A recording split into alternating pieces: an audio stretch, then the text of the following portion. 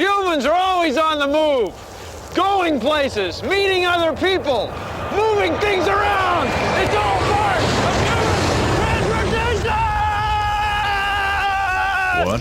Woo! Bill Nye the Science Guy. Bill Nye the Science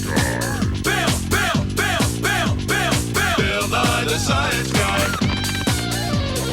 Science rules. Bill Nye the Science Guy. Inertia is a property of matter. Bill Nye the Science Guy. T minus 7 seconds. Bill Nye the Science Guy. Brought to you by The Foot, moving people around for over 4 million years. Everything around here and everything in the room you're sitting in was brought here or there by humans. See, humans are always moving things we need and ourselves all over the place. Oh.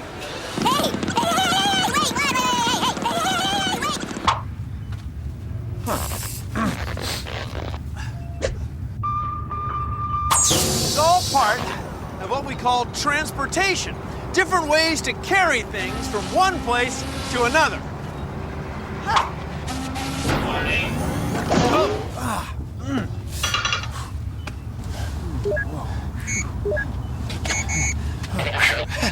See, without transportation, we couldn't get food or have a place to sleep or meet other people. Transportation is great. Let's go!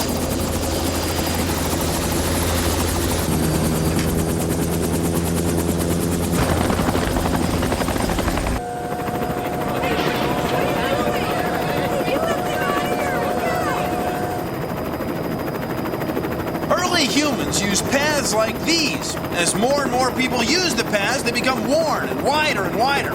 Some paths get turned into roads. We build machines to carry things over great distances very fast because we can't carry nearly as much stuff nearly as fast just by ourselves. Train tracks are paths too. Trains run all over the place. Wherever there's land and there's somewhere to go. Humans have also found ways to use rivers, and we've built waterways to carry heavy loads all over the world. Now, if we want to move things really fast, we use planes, and they follow paths in the sky. No matter how we do it, we need to build a path, then make a vehicle, something to carry our stuff, then we need energy to make it roll, float, or fly. It's transportation. Isn't it cool? I wonder if there is any kind of transportation that is most important of all. Raise your hand when you think you've figured out what type of transportation is most important of all. Did you raise your hand? I hope not, because there is no type of transportation that is most important of all. They all work together in order to move people and in order to move goods in and out of our cities.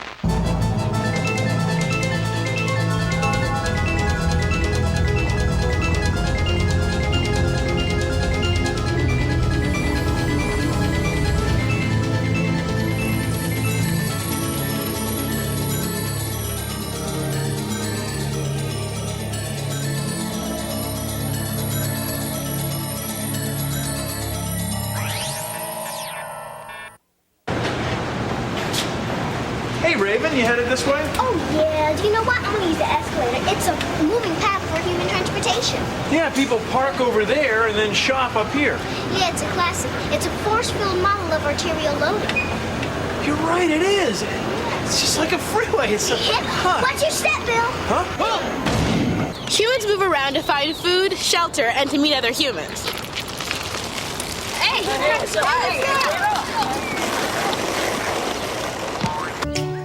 The first way people got around was on foot. Scientists think that the first paths used by humans started out as animal paths. Then humans started making their own paths so they could find food and shelter. Paths and roads make it easier to move around, but they also change the environment. Some roads are so big they can be seen from space. There's others can't be seen at Can't be seen at all.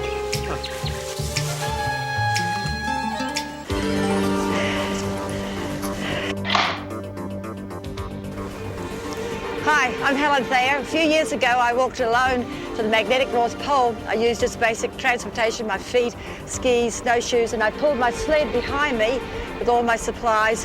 I was totally alone except for my dog, Charlie. Well, snowshoeing is a very ancient form of transportation, probably one of the most ancient because it's so basic.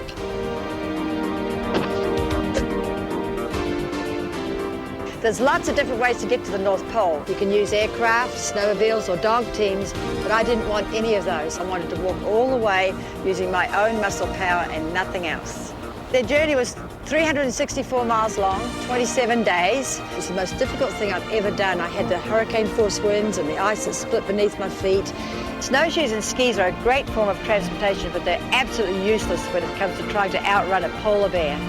And one day, polar bear he charged and almost got me, except that Charlie was there. He raced out, grabbed the bear by his heel, hung on, and kept the bear from attacking. Because he's not like us humans, he doesn't need snowshoes. Instead, he has these very special feet that are adapted to the Arctic and the snow and ice. And notice how they spread out? They're like snowshoes. There's webbing between the toes. When I finally arrived at the North Pole, I felt really great because I realized, although it was the most difficult thing I'd ever done in my life, I got there using my own 2 feet. If there's one thing I've learned, that if you really put your mind to it, you can walk anywhere.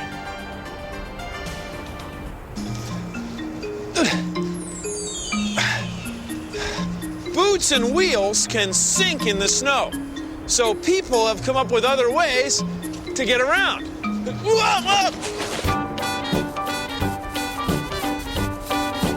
Skis spread your weight out. They're long and narrow.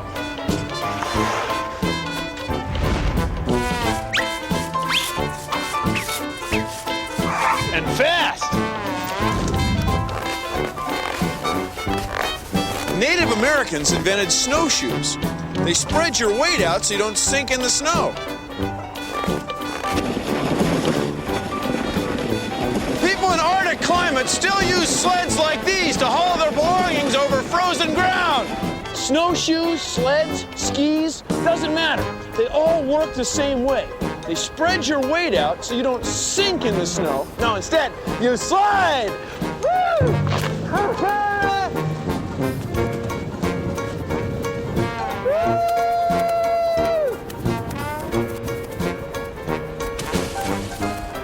Once the wheel was discovered, people began to really get around. And they could carry a lot more, too. At least on land.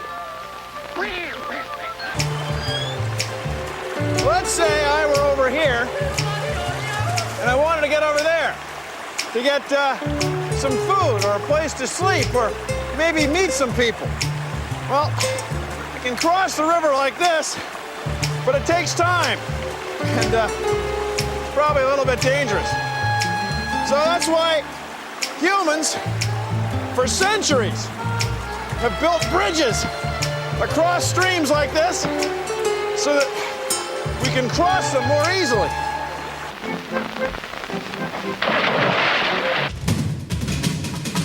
Humans have been using boats for over 2,000 years. You can make your own boat. All you have to do is cut a rectangle out of the side of a plastic soda bottle. It'll look like this. Then poke a hole through the cap and through the bottom so that it looks like this. Now take the cap off and thread a rubber band through the hole. Okay, cool. Now attach it with a paper clip and put the cap back on. Now put about 20 or so pennies in the bottle so that it'll sit upright.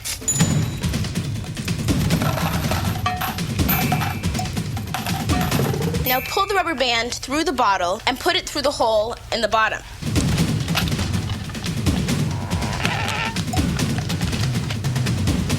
Attach that in with a paper clip too. You can make a propeller out of a plastic lid. It'll look like this. And put the propeller on the end of the paper clip. Then wind it up. And you're ready to go. Put your boat in a tub of water and let her rip.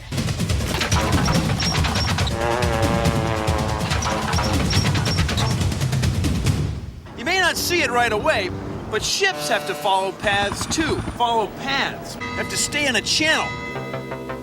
Otherwise, the larger ships would run aground. Now, ships use buoys and beacons like this one to stay on course, to stay on the right path. It's kind of like traffic light. Instruments like these let us follow a path in the sky called an airway. It lets smaller, slower moving planes stay out of the way of big, fast ones. You can't see it, but we're on a path. Roger, clear to accelerate. Go, science guy.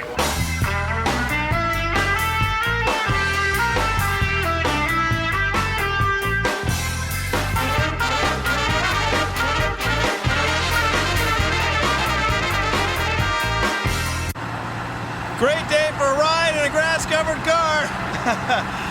See, we're on a pathway created by humans for human transportation. And you can see that these pathways have a tremendous effect on things. It's huge. It goes right through the middle of town. So any living thing that's around here is probably affected by this pathway.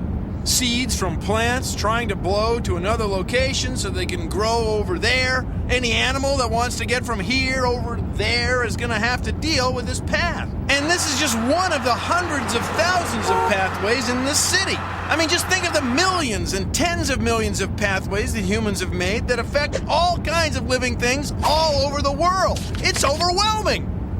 Human transportation changes the environment. Check it out. We've cut a pretty wide swath through what used to be an old-growth forest. Not very many old trees growing here right now. See, every day there are more and more people using cars to get from one place to another. It's inefficient, makes a lot of noise, makes a lot of air pollution. Furthermore, the road itself is pretty hard on the environment. It covers up soil that would otherwise have living things growing in it. So we have to find ways that are cleaner, safer, and more efficient to get around. Bicycles let us use our strongest muscles, our legs and back, to drive wheels. They're the most efficient form of transportation we know. Bicycles are pretty well worked out for traveling on land. Who knows what the future holds? Woo-hoo!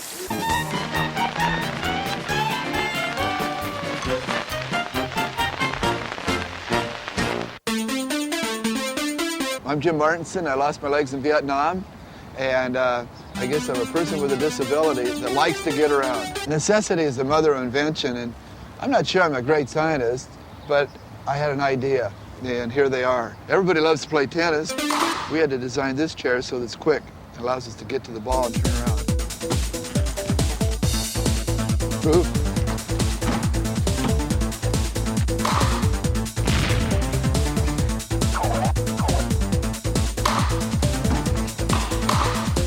Got a water ski. I want to show you. Jacob, let's get in it. His feet go on here. Sits in a cage. Cage fits right to the individual. Grabs a rope in his hand. The boat pulls him out of the water, and he can carve. Just like you would.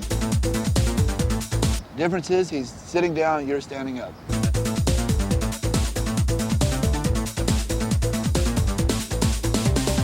Designing the snow ski was the most fun.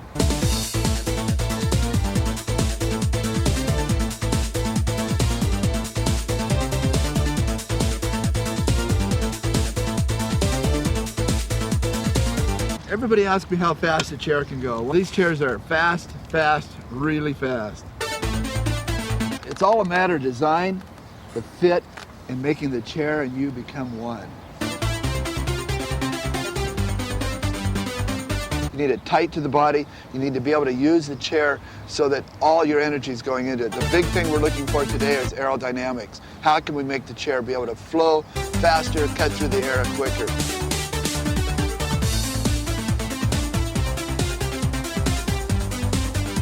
This is what I use. This is my legs, my feet. This is how I operate. This is what makes me be able to exist in your world and my world. A good design keeps you moving. Yeah! Time for the 1240, right on schedule. Yeah, I'll just count them. Look at all these cars that go by behind me. Each one of them has 1 or 2 semi-tractor trailer truck containers on it. See that? Every one of them. Do you know how many trucks that represents? Do you know how many trucks would have to go riding up and down the highways, getting in everybody's way, trying to change lanes, making air pollution? And you know what else? You still got to have trucks. I mean, you got to have trucks to get that container from the train yard to the grocery store, from the train yard to the place you buy whatever it is you're going to buy. Hardware, clothing, bedding. What's on the 3rd floor? Did you count cars? Because I lost count. I got off. I was wrecked. I don't know what happened.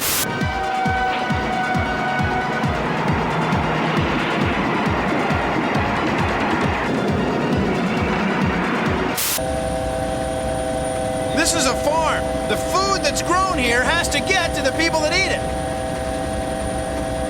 Our food comes from all over the world. Like these grapes come from the country of Chile. These carrots came from over 1,500 kilometers from here. So did this lettuce. These potatoes probably grow in another state.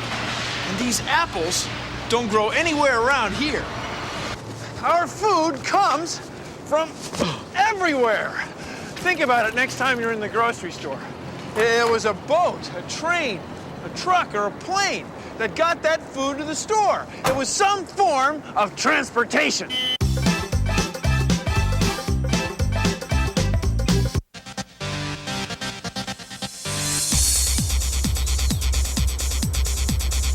This is a lowrider bicycle that has the old-time Schwinn forks, Springer front end, and the handlebars are just the way they made them in the old days.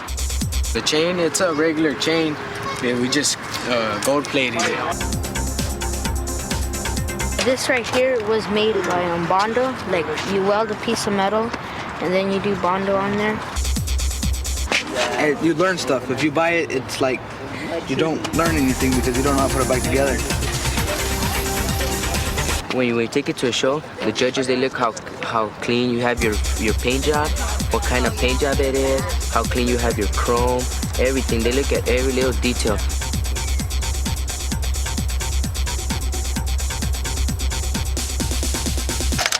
It's ready to go.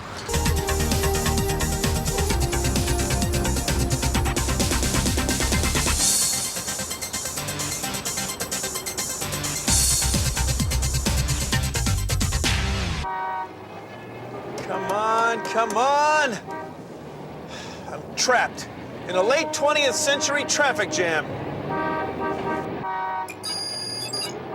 Mr. Scott, can't you get me out of this? She can't take any more, Science Guy. Are you sure? I'm giving her all she's got, Science Guy. Scotty, you're fired. Humans have always made vehicles and paths to make moving around easier. Whoa! One person, one car. Where does it get you? Well, it doesn't get you anywhere fast. Look, everybody's stuck in traffic. Almost every one of these cars has just one person in it. One person in it. 2 tons of steel rolling down the road, 4 wheels, 2 tons of metal, just to move one person around.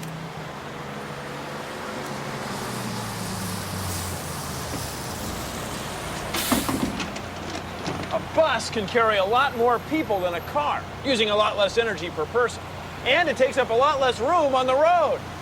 Punch it! Okay.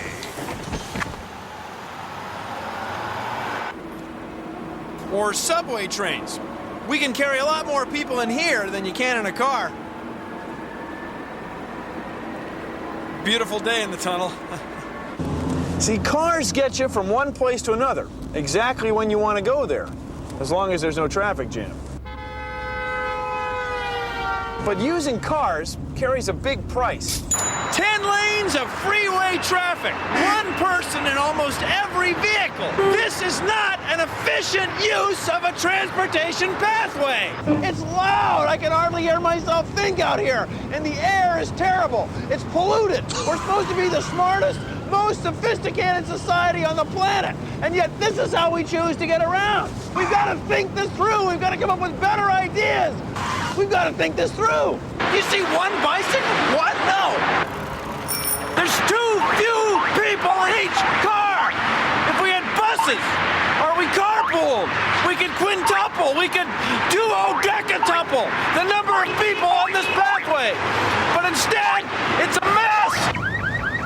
It's a mess.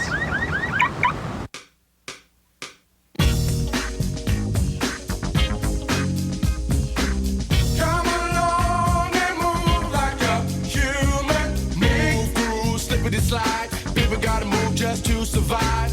Come along and move like a human. Planes, trains, cars, ships. Use your feet and shake your hips. Come along, now we're gonna move. Looking for shelter, looking for food. People been moving since early times. Spreading language, music and rhymes. First it was feet and then the sled. Long flat thing that looked like a bed. Moving people looking for a better deal. Put it all together and invent the wheel. Inventing the wheel was just the start. Then came chariots and horse-drawn cars. So many vehicles, now do the math. Ain't going nowhere without a path. Roads, bridges, routes in the air. Anywhere you go, you follow on there. Freeway, highway, flyway, parkway. Gonna bust a move and be on my way. Come along and move like a human. Move through, slippity slide. People gotta move just to survive. Come along and move like a human. Planes, trains, cars, ships. Use your feet and shake your hips.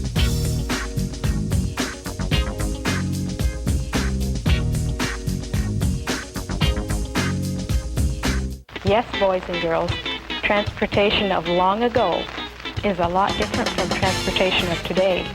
And transportation when you grow up will be just as different.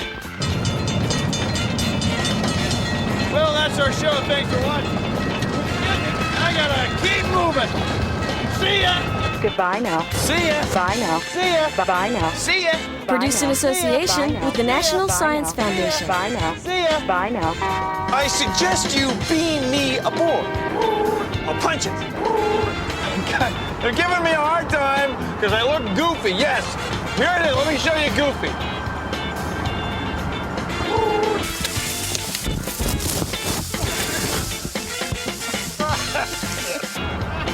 I'm not some kind of actor. I'm just trying to look goofy. We're supposed to be the most sophisticated society in the world. You sit in this car and see if you don't look goofy.